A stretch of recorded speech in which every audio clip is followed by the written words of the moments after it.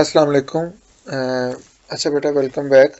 आज जो हमारा टॉपिक है वो चैप्टर नंबर 15 क्लास 10 का है।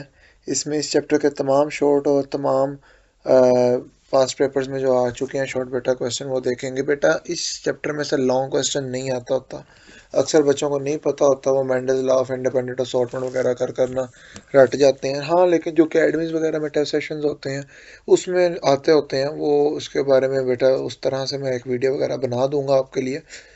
लेकिन ये आज की थोड़ी सी वीडियो लेंथी होने वाली है, तकरीबन इसमें हाँ, कितनी स्लाइड्स हैं? हाँ, 35 स्लाइड्स हैं, मतलब कि ऑलमोस्ट 30 स्लाइड्स हैं जिसमें शॉर्ट आंसर क्वेश्चंस लिखे हुए हैं। अल्हम्दुलिल्लाह बेटा, जो ये शॉर्ट आंसर क्वेश्चंस आए होंगे ये पूरे चैप्टर के हैं। और इसी के अंदर से जब मैंने बाद में ये बनाने के बाद जब बोर्ड के क्वेश्चंस देखे तो इसी के अंदर से ना बेटा बोर्ड में से क्वेश्चंस भी आए हुए थे, ना सिर्फ लाहौर बोर्ड में बल्कि गुजरांवाला बोर्ड में भी। लेकिन जो आपके एंड पे पेपर पास्ट पेपर्स लिखे होंगे 2018 से 24 तक, वो सिर्फ लाहौर बोर्ड के हैं। तो स्टार्ट करते हैं बेटा आज की वीडियो, और सब्सक्राइब वगैरह कर लेना अगर नहीं किया वो तो। इंट्रोडक्शन बेटा, हमारे पास सबसे पहले इनहेरिटेंस की डेफिनेशन है। इनहेरिटेंस क्या होता है? वरासत। लेकिन बायोलॉजिकल इनहेरिटेंस का मतलब होता है कि माँ बाप से कैरेक्टरिस्टिक्स का पेरेंट से किस में जाना, ऑफस्प्रिंग में जाना। Inheritance means the transmission of characteristics from the parents to the offspring. How traits are inherited? Traits कैसे इनहेरिटेड होते हैं बेटा? पहली बात आपको पता होना चाहिए, ट्रेड्स कहते हैं उन्हीं चीज़ों का जो इनहेरिटेबल हो। पेरेंट अपने कैरेक्टरिस्टिक्स पास करते हैं through gene transmission. Gene transmission के ज़रिए बेटा ट्रेड्स इनहेरिट होती हैं। आधे क्रोमोसोम मेल की तरफ से आते हैं, आधे क्रोमोसोम फीमेल की तरफ से आते हैं। जब स्पर्म्स एग के साथ मिलता है तो आपके पास वो दोबारा से डिप्लॉयड बन जाता है, और इस तरह से आधे कैरेक्टरिस्टिक्स में पापा की तरफ से आता है, आधे और आधे जो आपके पास कैरेक्टरिस्टिक्स हैं वो मदर की तरफ से आते हैं। नेक्स्ट एंड ट्रेड्स क्या होती हैं? All inheritable characters are called trades.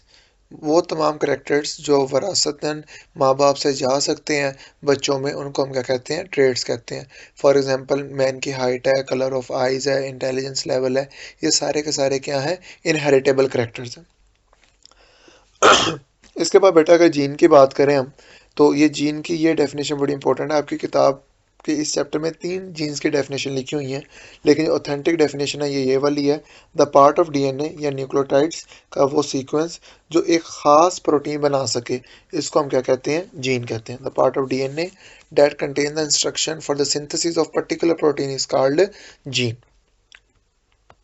Chromosome and gene, वही टॉपिक आपके पास चल रहा है। क्रोमेटिन क्या होता है? क्रोमेटिन एक कॉम्प्लेक्स मटेरियल है which is made up of DNA and protein. एक बट ये याद रखना कि ये यूकैरियोटिक क्रोमेटिन्स हैं। जो प्रोकैरियोटिक होते हैं इनमें सिर्फ और सिर्फ डीएनए होता है, जबकि यूकैरियोटिक जो क्रोमोसोम या क्रोमेटिन्स होते हैं इनमें डीएनए और प्रोटीन दोनों ही पाया जाता है। What is nucleosome? अगेन ये भी बड़ा इंपॉर्टेंट है, आई थिंक ये 5 दफ़ा आया हुआ है, 4-5 दफ़ा बोर्ड में आया हुआ है। डीएनए रैप करता है around the histone protein to form a round structure called nucleosome, और डीएनए न्यूक्लियोसोम्स के दरमियान भी प्रेजेंट होता है। इसलिए इस तरह लगता है कि जो डीएनए बेटा आपके पास है बीड ऑन स्ट्रिंग। बेटा अभी तक बीड ऑन स्ट्रिंग मॉडल आया तो नहीं है क्वेश्चन वाइज, अदरवाइज न्यूक्लियोसोम के नाम से भी पहचाना जाता है। तो अब यही आप रख लीजिएगा, आगे डायग्राम आएगी तो आपको ज़्यादा बेहतर सब पता लग जाएगा। ये देखें, ये जो रेड कलर का है बेटा ये डीएनए, और ये जो दरमियान में प्रोटीन है ये बेटा हिस्टोन प्रोटीन्स है। ठीक है, तो ये 8 हिस्टोन प्रोटीन्स होती हैं और 200 न्यूक्लियोटाइड्स होते हैं जो एक आपके पास उसमें पाया जाता है। तो DNA wrap around histone proteins make a unit called chromosome. फिर structure of DNA. Again structure of DNA में इतना आया नहीं था बोर्ड में, लेकिन इसमें देख लें आपके पास डीएनए का स्ट्रक्चर कौन सा है? DNA molecule consist of 2 polynucleotide strands, और दोनों स्ट्रैंड्स एक दूसरे के फॉर्म में इस तरह से होते हैं, ये डबल हेलिकल बनाते हैं। इनकी जो बैकबोन होती है वो शुगर की होती है आउटसाइड द डबल हेलिकल, और इनसाइड द डबल हेलिकल क्या होते हैं? नाइट्रोजनियस बेसिस होती हैं। और डबल हेलिकल किस तरह से एक दूसरे के साथ अटैच होते हैं? हाइड्रोजन बॉन्डिंग के जरिए। ठीक है, गिव द ये स्ट्रक्चर होता है डीएनए का। पहली बार पॉलीन्यूक्लियोटाइड होता है, दूसरी बार डबल हेलिकल होता है, आउटर साइड में फॉस्फेट शुगर बैकबोन होती है, इनर साइड के अंदर बेटा नाइट्रोजनियस बेसिस होती हैं। और हेलिकल स्ट्रक्चर मेंटेन कैसे रहता है? Through hydrogen bond. ये आपके पास डायग्राम आपको नज़र आ सकती है। ये आपके पास एक डबल हेलिकल स्ट्रक्चर बन रहा है। इसका outer structure sugar phosphate backbone है और इनर में बेटा आपके पास क्या पाई जा रही है, बेसिस पाई जा रही हैं। कौन कौन सी बेसिस हैं? गोवानिन है, साइटोसिन है, थायामीन है और एडेनिन है। और जो गोवानिन है बेटा, ये ट्रिपल बॉन्ड के जरिए अटैच होती है, ट्रिपल हाइड्रोजन बॉन्ड के जरिए अटैच होती है साइटोसिन के साथ। साइटोसिन भी ट्रिपल के साथ, गोवानिन के साथ, थायामिन डबल के साथ एडेनिन, और एडेनिन भी थायामिन के साथ क्या होती है, डबल में होती है। फिर आगे आ गया, what type of nitrogen bases are present in DNA and how they are bonded. ये बेटा बोर्ड में आया हुआ है शॉर्ट क्वेश्चन के हवाले से। 4 तरह की बेसिस होती है नॉर्मली बेटा। इसके अलावा हायर स्टडी में आप जाओगे तो आपको पता लगेगा इसके अलावा भी होती हैं, अनयूजुअल होती हैं बेटा वो, लेकिन मेन जो होती हैं ये 4 बेसिस होती हैं डीएनए में, एडेनिन, थायामिन, साइटोसिन और गोवानिन। एडेनिन डबल बॉन्ड बनाती है थायामिन के साथ और साइटोसिन ट्रिपल बॉन्ड बनाती है गोवानिन के साथ। और इसी तरह थायामिन एडेनिन के साथ डबल और गोवानिन साइटोसिन के साथ ट्रिपल। और ये केमिकल बॉन्ड नहीं है, ये हाइड्रोजन बॉन्ड है, फर्क होता है दोनों में। स्ट्रक्चर ऑफ डीएनए किसने दिया था? 1953 में बेटा जेम्स वाटसन और फ्रांसिस क्रिक थे, इन्होंने डीएनए का स्ट्रक्चर प्रपोज किया था। फिर डीएनए रेप्लिकेट कैसे होता है? अगेन ये बोर्ड में इस तरह का क्वेश्चन मेरी नज़र से नहीं गुजरा हुआ, ये साइड बॉक्स का क्वेश्चन था। हाँ, ये बेटा ये चीज़ याद रखें कि आज से अगर काफ़ी साल पहले हम पीछे चले जाएं, तकरीबन 15-16 में शायद इसमें से आया होगा क्वेश्चन कोई, ठीक है, मतलब आया था क्वेश्चन, क्योंकि हमने पास्ट पेपर में जब हम थे मैट्रिक में तब हमने ये याद किया था। डीएनए कैसे रेप्लिकेट होता है बेटा? सबसे पहले ये पढ़ने से पहले बेटा इसके एक डायग्राम देखिएगा। आपके पास एक डीएनए है, डीएनए के दोनों स्ट्रैंड्स अलग होते हैं और हर एक स्ट्रैंड के गिर्द एक नया स्ट्रैंड बना दिया जाता है। इस तरह से डीएनए क्या होता है, रेप्लिकेट होता है। ऊपर से खुलता जाएगा, नया स्ट्रैंड बनता जाएगा और एट द एंड क्या होगा, एक डीएनए से 2 डीएनए बन जाएंगे और उसमें आधा पुराना होगा और आधा क्या होगा, नया होगा। ठीक है, ये डीएनए रेप्लिकेशन है।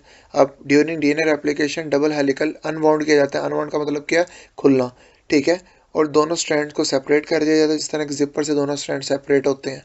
इसके अलावा अगर हम देखें, each strand act as a template to produce another strand. हर एक जो स्ट्रैंड होगा वो टेम्पलेट के तौर पे काम करेगा और इसके इर्द गिर्द क्या बनाया जाएगा, इर्द गिर्द नहीं, इसके साथ बेटा आपके पास क्या बनाया जाएगा, नया डीएनए स्ट्रैंड बनाया जाएगा। और एट द एंड क्या होगा, दोनों स्ट्रैंड एक दूसरे से अलग हो जाएंगे और उस 2 स्ट्रैंड से 2 अलग अलग क्या बनेंगे, डीएनए बनेंगे, जिसमें से आधा पुराना होगा और आधा क्या होगा, नया होगा। इसको सेमी कंजर्वेटिव थ्योरी भी कहते हैं। ये डायग्राम है। सेंट्रल डोगमा, अच्छा पेपर, ये सेंट्रल डोगमा का सेकंड नेम है। पेपर में पूछा जाता है हाउ डीएनए वर्क, ठीक है, वर्किंग ऑफ डीएनए। तो आपके पास डीएनए बेटा किस तरह वर्क करता है? डीएनए अपना एक्सप्रेशन करता है प्रोटीन सिंथेसिस करके, क्या करके, प्रोटीन सिंथेसिस करके। तो सबसे पहले डीएनए से क्या बनता है, आरएनए बनता है और इस प्रोसेस को हम कहते हैं transcription. The genetic information store in DNA is transcribed into messenger RNA in the nucleus. ये न्यूक्लियस में काम हो रहा होता है, ठीक है। अगर यूकैरियोटिक की बात करें, फिर उस आरएनए से क्या बनती है, प्रोटीन्स बनती है। अब प्रोटीन्स का बनने का प्रोसेस क्या होता है, translation. The messenger RNA is then translated into proteins by ribosomes in the cytoplasm where the sequence of nucleotide is used to assemble the amino acid. ठीक है, सबसे पहले डीएनए से आरएनए और आरएनए से क्या बनती है, protein, by the help of ribosomes. और इसके अलावा बेटा प्रोटीन्स भी 2 तरह की होती हैं, कुछ स्ट्रक्चरल होती हैं, कुछ फंक्शनल होती हैं। स्ट्रक्चर प्रोटीन आपका स्ट्रक्चर बनाते हैं, जिस तरह आपके बाल हैं, नाखून है, कोलेजन है, ठीक है। और फंक्शनल प्रोटीन फंक्शन करते हैं जिसमें एंजाइम्स आ जाते हैं। ये सेंट्रल डोगमा की डेफिनेशन है। डीएनए से क्या बनेगा, एमआरएनए, मैसेंजर आरएनए, और मैसेंजर आरएनए से क्या बनेगा, प्रोटीन। अच्छा बेटा, हायर स्टडीज जब आप करते हो तो उसमें आपको बताया जाता है कि कोई भी आरएनए बने तो उसे ट्रांसक्रिप्शन ही कहते हैं, लाजमी नहीं है मैसेंजर आरएनए बने, लेकिन आपके लेवल तक मैसेंजर आरएनए ही है। नेक्स्ट है ट्रांसक्रिप्शन ट्रांसलेशन, वो सेम डेफिनेशन है। ट्रांसक्रिप्शन क्या बेटा, ट्रांसक्रिप्शन एक प्रोसेस है जिसमें डीएनए का जो इंफॉर्मेशन है वो कॉपी करके किस में किया जाता है, मैसेंजर आरएनए में, ताकि प्रोटीन सिंथेसिस हो सके। और याद रखो, ये ट्रांसक्रिप्शन जो होती है बेटा इनसाइड द न्यूक्लियस होती है। ये क्या होती है, इनसाइड द न्यूक्लियस।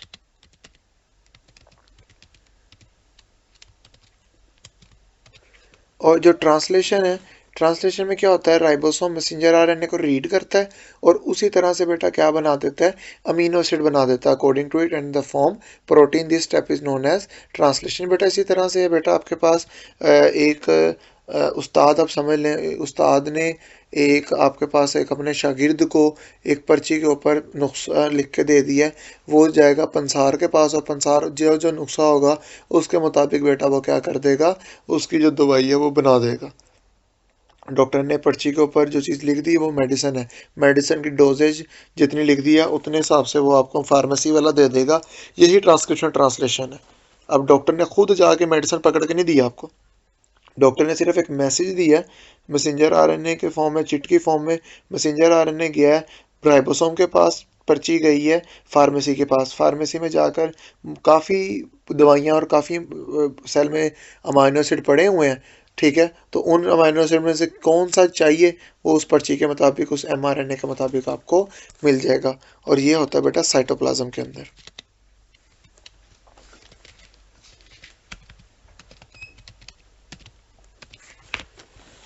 इसके अलावा बेटा अगर हम बात करें, नेक्स्ट आपके पास है लुकाई। लुकाई क्या होता है, जीन्स की पोजीशन क्रोमोसोम के ऊपर। जीन पीछे पढ़ के आए हैं, क्रोमोसोम एक आपके पास एक स्ट्रक्चर है, क्रोमोसोम के ऊपर जेनेटिक इंफॉर्मेशन पाई जाती है, उस जेनेटिक इंफॉर्मेशन को जीन्स कहते हैं। ऐसा नहीं है कि आपके एक क्रोमोसोम पे एक ही जेनेटिक इंफॉर्मेशन पाई जाती है, आपके एक क्रोमोसोम के ऊपर काफ़ी जेनेटिक इंफॉर्मेशन पाई जा सकते हैं। जिस तरह एक्स क्रोमोसोम है उसी के अंदर आपके आंखों का जो रंग देखते हैं, कलर जिसको हम कहते हैं कलर ब्लाइंडनेस, उसकी जीन भी उधर ही पाई जाती है। जो आपके खैर से औरतों की गोडे गिट्टों की बीमारियां होती हैं वो भी उधर ही पाई जाती है। हीमोफीलिया भी उधर ही पाया जाता है, एक्स लिंक में आता है, ठीक है। और इसी तरह आपके पास एस्ट्रोजन वगैरह के जो मामला होते हैं वो भी आई थिंक आपके पास उसी एक्स क्रोमोसोम्स पे पाए जाते हैं। तो आपके पास एक पोर्शन होता है जिस पोर्शन के ऊपर एक बिल्डिंग है, बिल्डिंग के अंदर जिस प्लाजा का आपके पास है दुकान है, उसका एक ख़ास जगह है, उसका ख़ास एड्रेस है। इसी तरह जीन्स का एक प्रॉपर एड्रेस है और ये फिक्स होता है, ठीक है। नॉर्मली ये क्या होता है, फिक्स होता है, ठीक है, हर एक अपने स्पीशी के ऊपर। तो ये लोकेशन और पोजीशन ऑफ जीन्स हैं क्रोमोसोम की, इसको हम क्या कहते हैं, लोकाई। फिर अलील्स क्या होते हैं, alternate form of gene is called alleles. अच्छा बच्चे इसमें ना अलील में अक्सर औकात बच्चे में ना बड़े कंफ्यूज रहते हैं, इवन तो मैं भी बड़ा कंफ्यूज रहता था। तो इसका एक सिंपल चीज़ याद रखो, अलील्स उसकी अल्टरनेट शक्ल है। फॉर एग्जांपल आपकी क्लास में अगर बायो का टीचर नहीं आया तो उसकी जगह पे जो टीचर आ रहा है वो टीचर तो डिफरेंट है लेकिन काम क्या है उसका सेम ही, बायो ही पढ़ा रहा है, सेम सब्जेक्ट को डील कर रहा है। इसी तरह बेटा आपके पास जो एक अलील है, शायद हम छोटा भी ले लें बड़ा भी ले लें, कंट्रोल ट्रेट एक ही है। ब्राउन कलर और ग्रीन कलर में कॉमन नहीं है कि दोनों क्या है, कलर है। पी प्लांट में येलो कलर हो चाहे ग्रीन कलर हो, दोनों ट्रेट तो सेम ही है ना, ट्रेट तो कलर ही है ना, ठीक है। अब कलर कौन सा है वो चीज़ अलग है, वो एक्सप्रेशन है, लेकिन उसको जो कंट्रोल कर रही हैं जीन्स वो क्या है, सेम है। वो alternate form of genes is called alleles. वो सेम भी हो सकती हैं, वो डिफरेंट भी हो सकती हैं। आगे जीनोटाइप एंड फिनोटाइप, बेटा ये भी बेटा बोर्ड में आया हुआ है, आपको बाद में आगे बताया जाएगा। What is genotype, define it's type. Genotype क्या होता है बेटा, combination of jeans of an individual is called genotype. जो जीन्स जेनेटिक मेकअप जो एक ऑर्गेनिज्म के अंदर पड़ा हुआ है ना वो उसका जीनोटाइप है। अब बेटा इसके अंदर होमोजाइगस या हेट्रोजाइगस होते हैं। होमोजाइगस क्या है, अगर जीन पेयर दोनों सेम है तो होमोजाइगस, जीन पेयर दोनों डिफरेंट है तो बेटा क्या है, हेट्रोजाइगस है। फिर आपके पास आता है डोमिनेंट और रिसेसिव एलील। डोमिनेंट एलील कौन सी होती है और रिसेसिव एलील कौन सी होती है। डोमिनेंट एलील क्या है, जो अपना एक्सप्रेशन दे और दूसरे को क्या कर दे, मास्क कर दे, दूसरों को एक्सप्रेस ना होने दे, ठीक है, वो आपके पास क्या है, डोमिनेंट एलील है। रिसेसिव एलील क्या होती है, जो बेचारी नहीं एक्सप्रेस हो पाती वो रिसेसिव एलील बन जाती है। एक चीज़ याद रखें, जो डोमिनेंट एलील है वो रिसेसिव एलील को केमिकली चेंज नहीं करती, वो बस अपने आप को एक्सप्रेस कराती, दूसरे को नहीं कराते देती। रिसेसिव एलील अगर कभी ज़रूरत पड़े तो वो अपने आप को, जब दोनों होमोजाइगस रिसेसिव हो जाए तो वो अपने आप को एक्सप्रेस करवाते हैं। हाँ मुझे पता है आप ये लड़की की तस्वीर की तरफ ही देख रहे हो, वो आएगी, अभी सब्र करें, आपके पढ़ाई में ही है ये। What is phenotype. फिनोटाइप क्या होता है बेटा, जो एक्सप्रेशन है, जो जेनेटिक मेकअप आपको एक्सप्रेस होता नजर आ रहा है, उसको हम क्या कहते हैं, फिनोटाइप है। अब एल्बिनिज्म क्या है, एक शॉर्ट क्वेश्चन है एक्चुअली, पिछले 5 सालों में आया तो नहीं वैसे, ये एक दफ़ा आया हो शायद। एल्बिनिज्म बेटा क्या है, albinism is a recessive trait है जो जिसमें नॉर्मल बॉडी पिगमेंटेशन नहीं होती। नॉर्मल बॉडी पिगमेंटेशन का मतलब क्या है, हमारा जो स्किन कलर है फॉर एग्जांपल उसको कंट्रोल कर रही है जीन ए। अगर कैपिटल ए या कैपिटल ए रहा तो नॉर्मल पिगमेंट होगा, कैपिटल ए या स्मॉल है तब भी बेटा नॉर्मल पिगमेंट होगा। क्यों? क्योंकि कैपिटल ए डोमिनेंट है, स्मॉल ए क्या है, रिसेसिव है। लेकिन अगर दोनों ही स्मॉल ए आ जाए तो कोई पिगमेंट प्रोड्यूस नहीं होगा, और जो ऑर्गेनिज्म है बेटा वो क्या होगा, एल्बिनो होगा। ये आपके पास एक एल्बिनो औरत की लिखी बनी आपको तस्वीर आ रही है। अगर आप इसमें देखें तो इसका ये कोई पिगमेंट नहीं है, और इसके इनकी जो आंखें भी होती हैं ये ब्लूइश होती हैं, बालों का भी कोई पिगमेंट नहीं है। ठीक है, क्योंकि सारी बात है ये इसने मेकअप किया हुआ है, थोड़ा सा कैमरा क्वालिटी अच्छी है इसलिए आपको ये वैसे भी लग रही है, नेचुरल भी होते हैं, आपने देखे ही होंगे। Mendel's law of inheritance. अब इसके अंदर बेटा सबसे पहले मेंडल्स ने जो लॉ ऑफ इनहेरिटेंस दिए थे, उससे पहले उसने कहा था कि अगर आपने इनहेरिटेंस को पढ़ना है तो क्या क्या चीज़ें होनी चाहिए। पहली बात, आपके पास मुख्तलिफ ट्रेड्स हों जिसको आप पढ़ सको। यह ना हो कि ऑर्गेनिज्म में है ही एक दो ट्रेड्स, ठीक है, जो फिर वो एक दो ट्रेड्स को ही पढ़ रहे हो आप, कोई फ़ायदा तो ना हुआ। और ट्रेड्स अगर हैं तो बड़ी कंट्रास्टिंग सी हो। कंट्रास्टिंग का मतलब है कोई रेंज ना आ रही हो। अच्छा, आज हम इसको रेंज में भी पढ़ते हैं, लेकिन उस टाइम सारी बात है इतने पुराने अरसे की बात है, तो उस हिसाब से उसने कहा था, बड़ा अच्छा ये अजम्पशन थी कि ट्रेड बड़ी कंट्रास्टिंग हो। जिस तरह ग्रीन कलर और येलो कलर बिल्कुल अलग अलग है, ये मिक्स नहीं हो सकता। रेड कलर और पिंक कलर मिक्स हो रहा होता है, ठीक है, ये कलर मिक्स हो सकता है, लेकिन ग्रीन और येलो बिल्कुल ही क्या है, डिफरेंट है। Organism have contrasting trait for that there should be only very two different phenotypes, tallness and darkness. अगर ऑर्गेनिज्म प्लांट है तो वो सेल्फ फर्टिलाइज भी हो सके और क्रॉस फर्टिलाइजेशन भी हो सके। ऑर्गेनिज्म का जो लाइफ स्पैन है बड़ा शॉर्ट होना चाहिए। अब ये ना हो आप एक्सपेरिमेंट करने बैठे हो और आप फोत होने लगे और आपका एक्सपेरिमेंट कंप्लीट नहीं हुआ, तो क्या फ़ायदा। मोनोहाइब्रिड, डायोहाइब्रिड, बेटा ये भी बोर्ड में आया हुआ है। मोनोहाइब्रिड क्रॉस क्या होता है, जिसके अंदर हम एट अ टाइम एक ही सिर्फ ट्रेट पढ़ रहे हैं, जिस तरह सिर्फ कलर ऑफ सीड या हाइट ऑफ प्लांट। डाईहाइब्रिड में दो पढ़ते हैं, ठीक है, दो ट्रेड्स को इकट्ठे आप स्टडी करते हो, जिस तरह कलर ऑफ सीड के साथ साथ आपने शेप ऑफ सीड को भी पढ़ा। अब लॉ ऑफ सेग्रीगेशन, बेटा लॉ ऑफ सेग्रीगेशन अक्सर बच्चे ना गलत पढ़ते हैं। अगर आप एंड पे लॉ ऑफ सेग्रीगेशन के देखें ना, these conclusions are called law of segregation, तो कंक्लूजन्स सारे करने हैं। इसके दो तीन कंक्लूजन थे। पहला कंक्लूजन क्या था कि जो करेक्टरिस्टिक्स हैं वो फैक्टर्स को ही हैं जो कंट्रोल करता है, उसको जीन्स ही नहीं पता थी। मेंडल ने ये चीज़ बस कंफर्म की थी। उसको क्या, उसने कहा था कि कोई चीज़ पाई जाती है बॉडी के अंदर जो ट्रेड्स को कंट्रोल कर रही है, उसको नहीं पता जीन्स क्या होता है, उससे नहीं पता था डीएनए क्या होता है। क्योंकि बेटा डीएनए वगैरह को डिस्कवरी पता कब हुई है, सन 1920 में जाकर, मतलब कि इसकी ऊपर जब स्टडी किया गया 1920 में जाकर हमें पता लगा DNA as a hereditary material है। तो अगर आपको 1900 में पता लग रहा है तो आप उस टाइम की इस तरह कह सकते हो कि भाई कि डीएनए के ऊपर जीन्स हैं और ये सारे मामला। तो उसने बस फैक्टर्स कहा था, ये वॉज वेरी स्मार्ट, कि उसने कहा था कि आपके पास the study were control by discrete factors, और हर एक ऑर्गेनिज्म में वो जो फैक्टर्स हैं वो पेयर की फॉर्म में पाए जाते हैं। जब वो गमीट बनते हैं तो वो आधे आधे हो जाते हैं, और जब वो दोबारा इनकी फर्टिलाइजेशन होती है दोबारा से पेयर बन जाता है, ठीक है। When the gamete of male and female unite, the resulting offspring again gets gene in the pairs. Law of independent assortment छोटा है, the alleles of gene pair segregate independently from the alleles of another gene pair. What is Punnett square, ये भी paper में बेटा 2-3 दफ़ा आया हुआ है। पुनेट स्केयर एक डायग्राम है जो आउटकम करती है, प्रेडिक्ट करती है किसी भी आउटकम को ऑफ अ पर्टिकुलर क्रॉस और ब्रीडिंग। और इसको किसने किया था, आर.एस. पुनेट था, इंग्लिश मैथमेटिशियन। उसने कहा था इसमें बेटा हम गमीट्स वगैरह पुट कर देते हैं और इसके बाद चेक बोर्ड बना देते हैं और वो हमें बता देता है कि भाई इसका क्या क्या मामला हो सकते हैं। कोडोमिनेंस क्या है, कोडोमिनेंस एक सिचुएशन है जिसमें लॉ ऑफ इंडिपेंडेंट असॉर्टमेंट ख़राब हो जाता है, रॉन्ग हो जाता है, एक्सप्लेन नहीं कर पाता।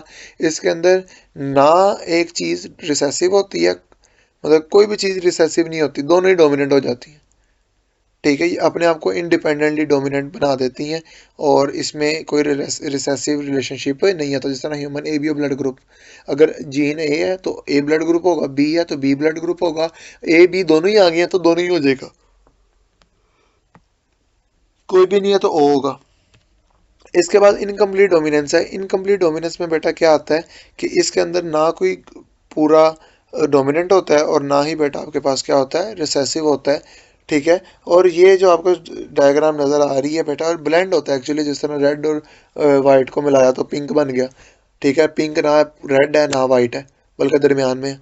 अच्छा, ये जो चीज़ आपको नज़र आ रही है 4 o'clock प्लांट ही है। 25 तरह के 4 o'clock प्लांट होते हैं, हमने ब्रीडिंग कर करके ना, शेडिंग कर करके 25 तरह के 4 o'clock प्लांट बनाए हुए हैं। ये रेड है, ये पिंक है, ये वाइट है, येलो है और पर्पल भी होते हैं। और अक्सर का तो ऐसे होते हैं कि आधा रेड है आधा पिंक है, और अक्सर का ये भी होता है कि रेड के अंदर सॉरी हाँ वाइट के अंदर पिंक कलर की स्ट्रिप्स लगा दी हैं। ये ब्रीडिंग के जरिए होता है सारा। इसके बाद आपके इस चैप्टर में सबसे ज़्यादा रिपीट होने वाला शॉर्ट क्वेश्चन है, one of the most repeated short question है कि सोर्सेज ऑफ वेरिएशन क्या है। कभी कभी वो पूछ लेता है भाई 2 बताओ, कभी कहता है सारे बताओ। वेरिएशन किस किस तरीके से होती है? सबसे पहले बेटा क्रॉसिंग ओवर जब होती है, जेनेटिक रिकॉम्बिनेशन, वहाँ पर जीन्स चेंज हो जाते हैं और उनका जेनेटिक मेकअप क्या होता है, चेंज हो जाता है। दूसरा बेटा म्यूटेशन। म्यूटेशन क्या होती है बेटा, आपके पास डीएनए के अंदर कभी कभार चेंजेस आ जाते हैं। हर म्यूटेशन नेगेटिव भी नहीं होती, हर म्यूटेशन पॉजिटिव भी नहीं होती, और अक्सर का म्यूटेशन हो जाती है और उसका कोई इफेक्ट भी नहीं होता। ठीक है, इसको हम साइलेंट म्यूटेशन भी कह देते हैं। फर्टिलाइजेशन जब होती है तो स्पर्म्स कितने ही तरह के हैं, मिलियंस ऑफ स्पर्म्स हैं जो एक सिंगल एग के साथ करते हैं, जिसके साथ कॉम्बिनेशन के चांस क्या होते हैं, बड़े ज़्यादा हो जाते हैं। जीन फ्लो, ये अलहदा भी लॉन्ग शॉर्ट क्वेश्चन आया हुआ है कि what is gene flow, what do you mean by gene flow. ठीक है, जीन फ्लो क्या है, the movement of gene from one population to another.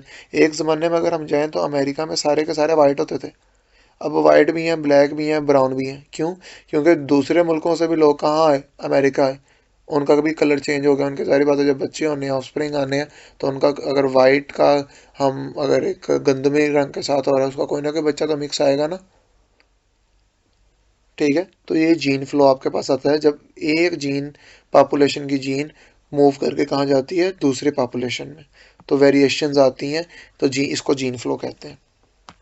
ये देखो अलग शॉर्ट क्वेश्चन है, what is the gene flow, the movement of gene from one population to another. इसके बाद कंटिन्यूस और डिसकंटिन्यूस वेरिएशंस हैं। कंटिन्यूस वेरिएशन ऐसी होती हैं बेटा जिनको हम मेजर नहीं कर सकते। मेजर करने का मतलब है वो 100% ही है। आपका ब्लड ग्रुप ओ है तो ओ ही है, ऐसा नहीं है सिर पे ओ है नीचे बी है उससे नीचे ए हो गया।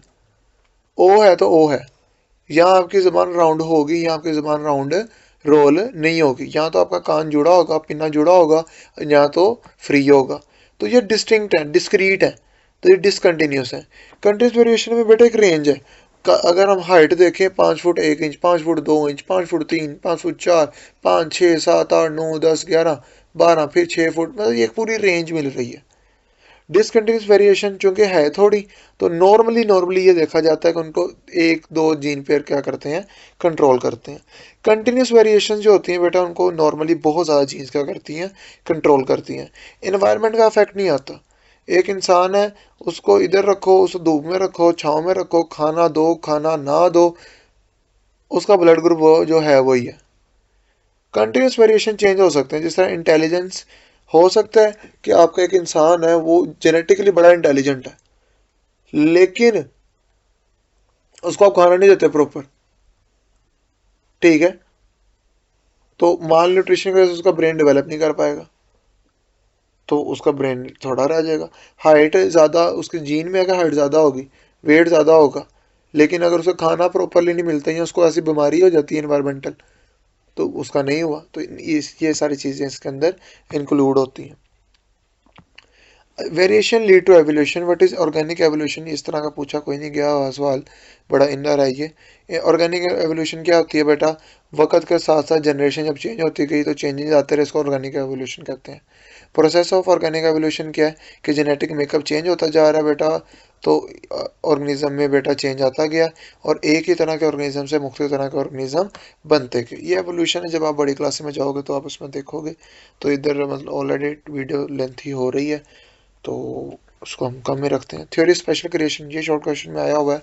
ये थ्योरी ऑफ स्पेशल क्रिएशन नाम ही जाहिर होता है कि जो ऑर्गेनिज्म जैसा है उसको कुदरत ने वैसा ही बनाया है, ठीक है, इसको हम कहते हैं theory of special creation. Mechanism of natural selection, सबसे पहले आपको पता होना चाहिए कि नेचुरल सिलेक्शन होती क्या है। नेचुरल सिलेक्शन से मुराद है बेटा कि आप मुख्तलिफ तरह के ऑर्गेनिज्म बनते हैं, उसमें से जौन सा सबसे ज़्यादा फिट होता है वो सरवाइव कर जाता है, वो रिप्रोड्यूस कर जाता है, और इसका मतलब है नेचर ने उसको सेलेक्ट कर लिया। चूहे ग्रीन, वो ग्रे भी थे, ब्लैक भी थे, वाइट भी थे।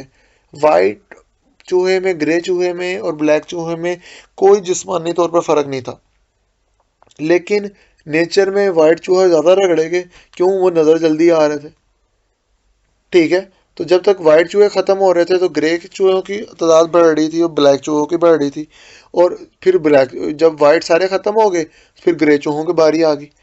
फिर जब ग्रे सारे ख़त्म हो गए तब तक वाइट चूहे बहुत ज़्यादा हो चुके थे। इसका मतलब क्या हुआ, नेचर ने सेलेक्ट कर लिया वाइट चूहों को। What is meant by fitness, fitness क्या होता है, बायोलॉजिकली फिटनेस से ये मुराद है कि एक ऑर्गेनिज्म अपने मरने से पहले कितने बच्चे पैदा करके गया, सर्वाइव उसका, अगर उसका मिसाल के तौर पर 10 साल उसकी बायोलॉजिकल लाइफ है तो वो कितना अरसा, 10 साल ही, मतलब कि 9 साल में मरा है, 3 साल में मरा, 3 साल में मरा तो सारी बात है, उसको उसकी लाइफ भी छोटी थी, उसने सर्वाइव भी नहीं किया। अगर इस तरह की स्पीशी के ज़्यादा जानवर होना स्टार्ट हो जाए तो वो स्पीशी सर्वाइव नहीं कर सकती। तो फिटनेस का मतलब ये क्या है, एबिलिटी टू सर्वाइव। सर्वाइव का मतलब नहीं लंबी उम्र, सर्वाइव का मतलब है कि जितनी उम्र उसकी बायोलॉजिकल है उसके करीब करीब ही मरा है ना। इंसान की अगर एवरेज उम्र 60 साल है तो बंदा अगर 20 साल में रगड़ा गया, मर गया, तो हम कहेंगे ये तो सर्वाइव नहीं कर पाया। हाँ, अगर वो 50-60 साल के पास जाता तो हम कहें हाँ सर्वाइव किया। ऑर्गेनिज्म जितने ज़्यादा ऑफस्प्रिंग प्रोड्यूस करेगा, ठीक है, और उसके ऑफस्प्रिंग जितने ज़्यादा सर्वाइव करेंगे तो वही बेटा आपके पास फिटनेस है। आर्टिफिशियल सिलेक्शन क्या है, जो ह्यूमन और प्लांट्स, ह्यूमन जो करते हैं बेटा प्लांट्स और एनिमल्स को उनके डिज़ायरेबल करेक्टर्स के लिए या यील्ड के लिए, उसको हम आर्टिफिशियल सिलेक्शन कहते हैं। और इसके पीछे प्रिंसिपल क्या होता है, खुद ब्रीडिंग करवानी है। आपके पास जो इतनी भी फैंसी कैट्स हैं इन्हें बाहर छोड़ो हाँ ज़रा, वैसे ही मर जाएंगी, फंगस लग जाएगी उन्हें, क्यों, वो सरवाइव नहीं कर सकती, नेचर ने सेलेक्ट नहीं किया उन्हें, लेकिन वो इंसानों को खूबसूरत लगी तो इंसानों ने कहा चलो खैर है, कर लो, ठीक है। और जो जितनी फैंसी कैट होगी उसका फिर ब्रीड नॉर्मल कैट से तो नहीं होगी, तो discouraging the breeding of individual the less desirable character. फिर बेटा हमारे पास ब्रीड और कल्टीवेटर्स हैं। ब्रीड और कल्टीवेटर्स में क्या होता है, आर्टिफिशियल सिलेक्शन अगर एनिमल्स की है तो वो ब्रेड है, आर्टिफिशियल सिलेक्शन अगर हमने उसकी की है, प्लांट्स की है तो वो वैरायटीज़ यहाँ कल्टीवेटर होगा। ये बेटा शॉर्ट आंसर क्वेश्चंस हैं जो बोर्ड में आपके पास आए हुए हैं। पुनेट स्केयर 4 दफ़ा आया हुआ है। हाउ ट्रेड्स ट्रांसफ़र, ये आपके पास वो थ्रो द जीन वाला ये है। जीन फ्लो 2 दफ़ा आया हुआ है अकेला ये क्वेश्चन। होमोजाइगस हेटेरोजाइगस जीनोटाइप 2 दफ़ा आई हुई है। न्यूक्लियोसोम 5 दफ़ा आया हुआ है। डीएनए वर्क ट्रांसक्रिप्शन ट्रांसलेशन वाला जो मैंने आपको बताया वो 1 दफ़ा आया हुआ है। इनकम्प्लीट डोमिनेंस 1 दफ़ा आया हुआ है। थ्योरी स्पेशल क्रिएशन 1 दफ़ा आई हुई है। मोनो और डाई हाइब्रिड क्रॉस 1 दफ़ा आया हुआ है। ब्रीड और कल्टीवेटर 2 दफ़ा आया हुआ है। सोर्सेज ऑफ वेरिएशन 3 दफ़ा आई हुई हैं। इसमें इस तरह हुआ था कि 2 दफ़ा पूरी पूरी आई थी और 1 दफ़ा सिर्फ 2 पूछी थी उसने। जीन्स और अलील 1 दफ़ा आई हुआ है। इंडिपेंडेंट असॉर्टमेंट 1 दफ़ा आया हुआ है।